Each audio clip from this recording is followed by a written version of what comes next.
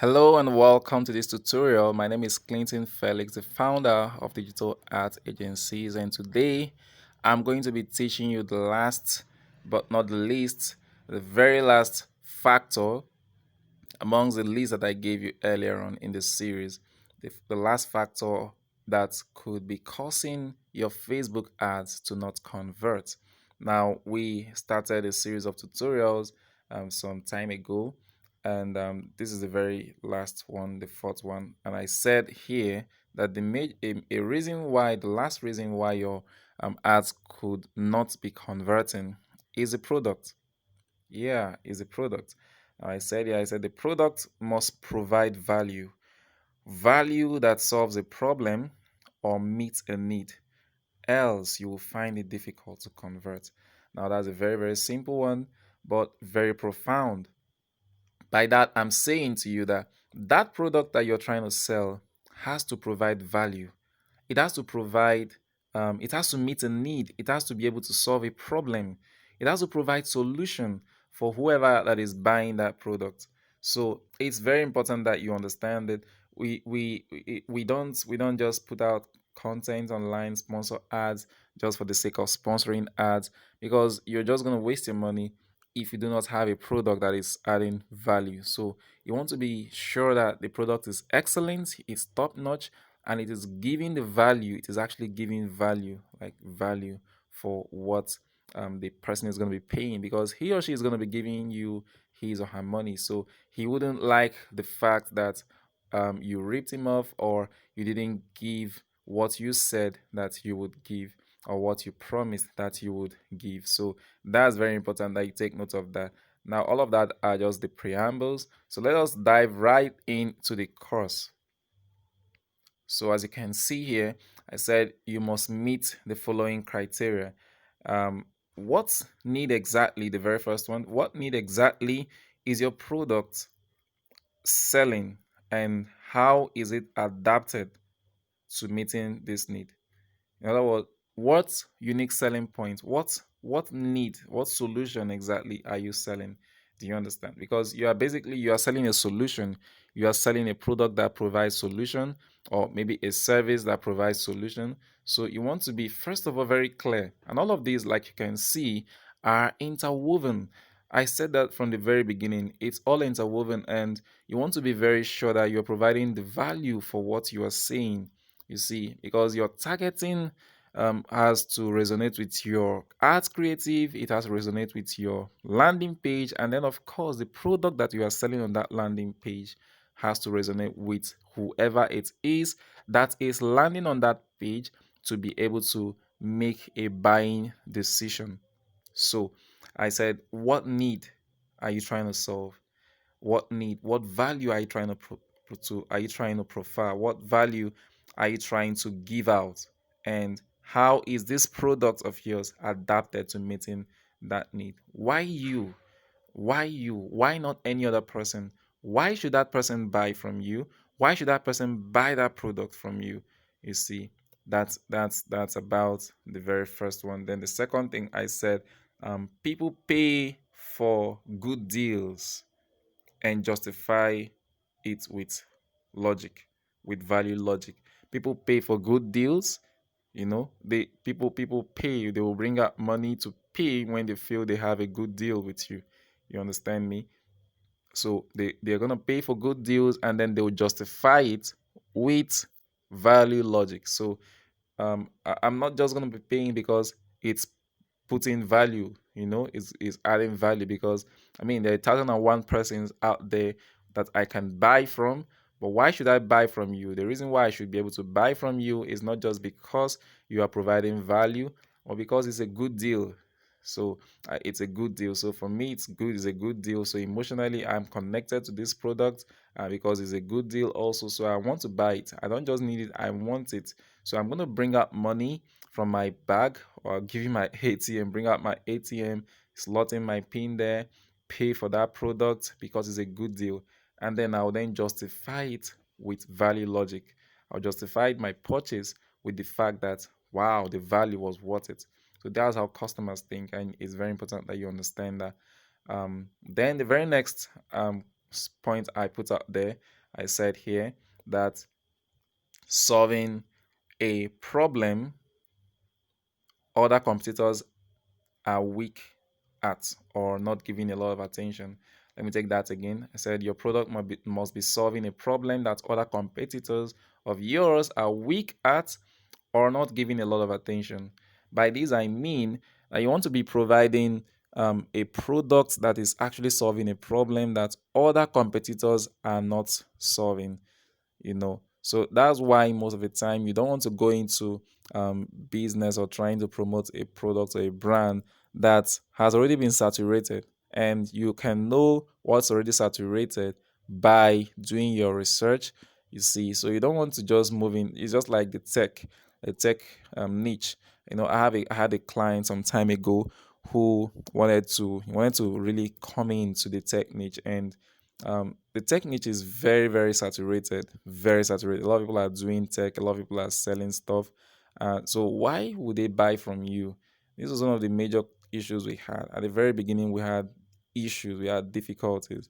We had difficulties trying to scale, we had difficulties trying to enter the market because the truth is this: a lot of people already have where they buy these products from. They already have places that they have confidence with. They already have places that they are more comfortable with. So they are most likely not going to leave their darling brand to come and purchase from you. So there has to be a reason why they are buying from you. So that means you are solving a new problem that maybe they didn't even know existed before. You are solving a new problem for them that the other competitors are overlooking, or they do not have maybe the means or the skill to solve that particular problem. So you want to sequestrate them and you want to give them something that they are not going to find somewhere else. So your product, as you can see, has to meet several criteria. Like I said, first of all, it has to meet value, it has to be a good deal. It doesn't just have to have value or add value or provide solution. It has to also be a good deal. Then it has to be solving a problem that other people are not most definitely solving. You understand me? It has to be solving a problem that your competitors are maybe overlooking, or they just don't care. They are not just solving that problem. And then, very important, one of the most important ones is that you as a person, you are actually one of your product. You're a part of that product. You as a seller, you're a part of your product. In other words, you should be able to deliver that product. You see, it doesn't make sense when a person buys a product and then he doesn't get what he buys. And this is very important, especially for those who are in services or those who are even in physical goods. So you know what works in Nigeria? One of the basic things that works in Nigeria is pay before delivery. Sorry, payment on delivery. Sorry about that. Payment on delivery works in Nigeria. So there are a lot of issues with payment of delivery on delivery. I have my reservations about them, but I'm trying to say to you that you need to be able to deliver in what you said you would do. You see, when a person pulls out um his ATM cards, pays for that goods, you need to be able to deliver. You need to be able to bring um even you need to be able to even overshoot the person's expectations. You understand? Because all of these things have ways that they affect a buyer's psychology, and it has a way of even creating a ripple effect and bringing you free traffic that you didn't really have to pay for, by what we call word of mouth. Now that's a very huge different aspect that I wouldn't be covering in this video either, so I just would stick within the confines of what I have here. So I'll go to the next slide. Now, every buyer goes through what we call a buyer's journey. Now, this is basically the series of steps that a buyer goes through before he actually converts. So, once you come online to market, you are not just expecting to begin to have conversions. You're supposed to plan for the buyer's journey. There is the awareness aspect. I'm not going to go into all of this in detail. There are tons of videos out there that you can use to learn this particular one, but I'll just stick to explain it on the general level so that you can get the value that I wanted to pass across. So first of all, I said you have the awareness level. That's where you make your product to become you put it out there, you put your product out there, you put it out there, and you tell clients, you tell customers, hello, I'm here. You can boost your post, and you during through marketing you can actually have all of this achieved. Then the next aspect is like the consideration aspect. Now the consideration and the engagement aspect can actually be changed depending on what your product is. So there is really no fixed way for it, but you just know that two of them are in the middle of that buyer's journey decision. So he's aware first of all of your product, and then he's beginning to consider your product, which is most likely as a result of an engagement that has taken place on that product or more exposure. And that cycle between the first one and the second one can take place several times before you then get to the least aspect of that funnel. That's the conversion here. As you can see, it is a conversion. So before you get to that point, so this is when the person actually converts for that product. Now, several things go around here. I wouldn't be going into that in this video. I just want to stick to, like I said to you, what I would be explaining here. So on this slide, you can see now I'm still talking about your product. I'm still talking about your product. Let me just go back a little bit on this slide so you can see something. So here in this buyer's journey, your product should be able to talk to everybody who is on this funnel. Everybody at the different stages of this funnel should be able to be talked to. Those on the awareness stage should be communicated to very well. Those in this stage, the concentration, the engagement, the conversions, everybody should get their full dose of the message. They should be able to be communicated with and communicated to in a way that fits where they are, and not just fits where they are, but that drives them further down the funnel. That's your aim. Your aim is to drive everybody further down the funnel. Some people come in at the awareness stage. They don't even know what the product is about. So you have to educate them. You have to get them aware. But your aim is not just to leave them there. You want to get them to the point where they are taking considerations by engagement. You want to engage them and then get them to begin to consider to buy the product. And then ultimately, you want to drive them down to bring out money and pay for that product. So that's about that. So here on this slide, I talked about scaling and adapting. Now, how does this correlate with your product? You want to gather enough data to be able to scale and adapt your product against fierce opposition and competition, because this can actually be one of the major reasons why you are not getting a lot of conversions, because you are actually being outmatched. You see, other people are bidding more than you. You see, bidding more than you. You are really not bidding well. That's exact, especially when you are doing manual bidding, of course. But if you are doing automatic bidding, Facebook has a way of sorting out the algorithm to make sure that you are getting results. So to scale and adapt means that you want to adapt your ads, your campaign to fit the structure of what needs to be done, to fit the structure of what needs to be done. Know when to move forward, know when to increase your budget, know when to change your strategy. Do you understand me? All right. Now, in the sorry about that. I want to test several keywords. I want to test several keywords as it regards your product. Now, because a lot of words can actually resonate with your clients or with your customers that you are not even aware of. So one of the ways to do that, like I said, is to do a lot of research and then to test and test and test. Remember, I said in the last video, you need to do what we call the A/B testing. So you test several keywords. You want to test out several things. You want to test out, um, different variations of a concept, maybe synonyms of the words you want to test out. You want to just test a lot of things, keywords, so as to make sure that your product is being communicated effectively to the audience. It doesn't necessarily mean that you have to change the whole text. Maybe it's just a word that you can change that can cause that to begin to happen. Now, the very next one I talked about, reinventing your product. Reinventing your product.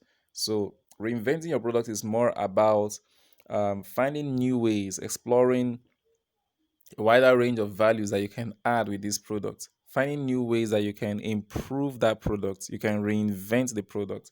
Maybe it's about maybe your customer care experience, your user experience on the website, um, maybe like a lot of things. You can actually literally reinvent that product by improving several things that you might actually have been neglecting, that's causing people to not actually convert.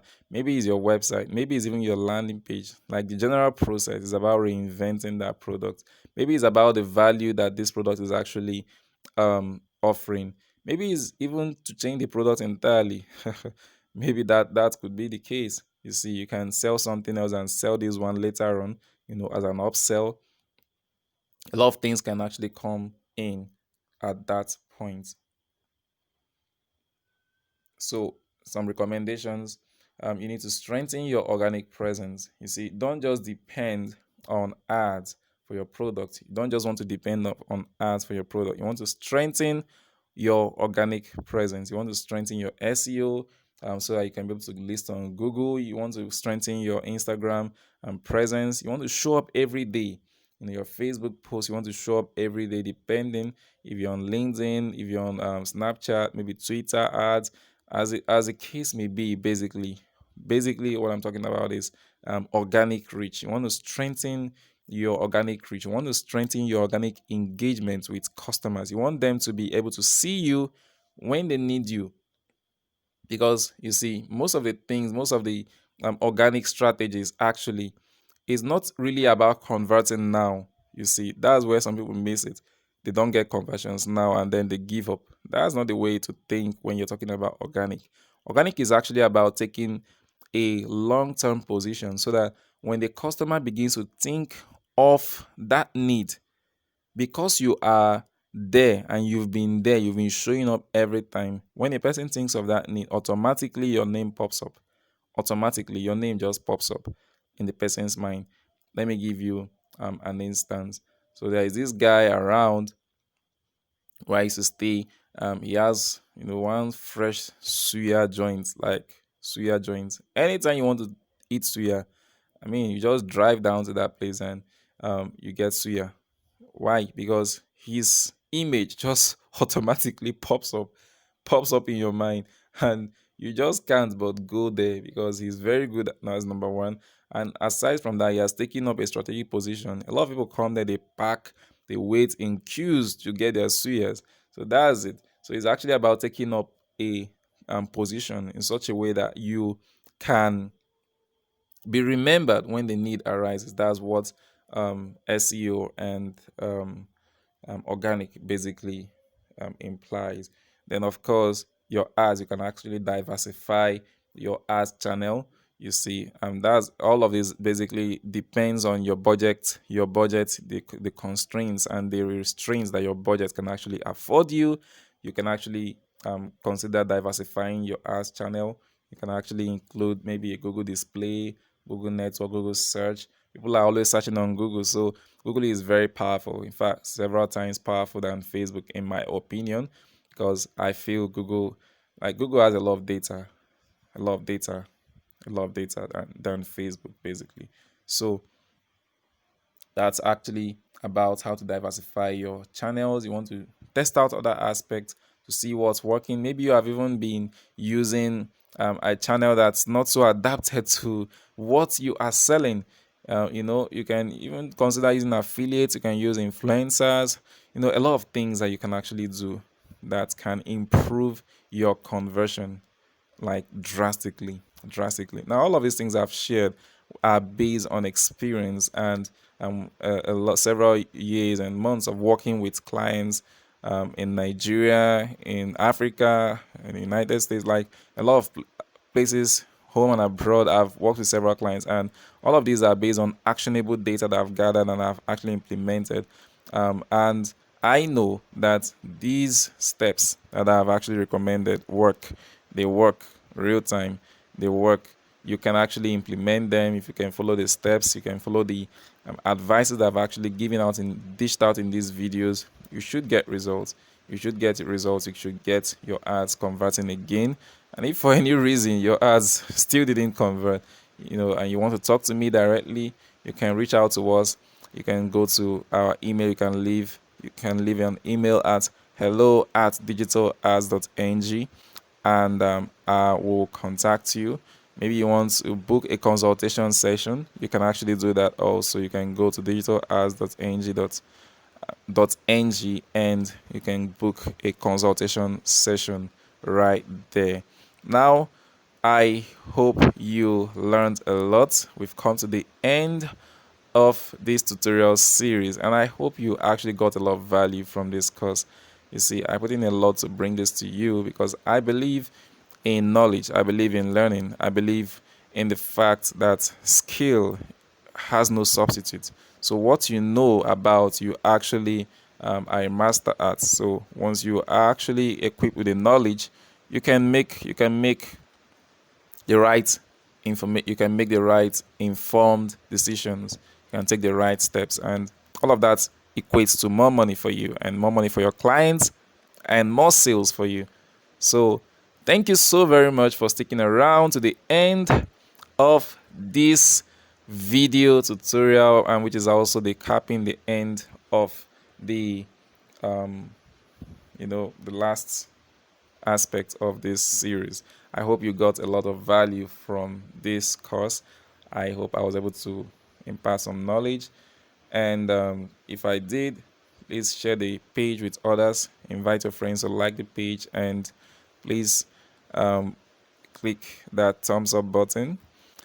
Thank you so very much. Now, do not forget, if you would need some of the ads, the ads materials, the materials and resources that I talked about, you can always find it in the description below. You can see the descriptions below. You follow the link, land on the page, order your materials, and get yourself rolling with results. So thank you so very much once again. My name is Clinton Felix. I'm the founder of Digital Ads Agencies, where we simplify marketing and help you to accelerate your business growth. And till we see next time, stay in peace.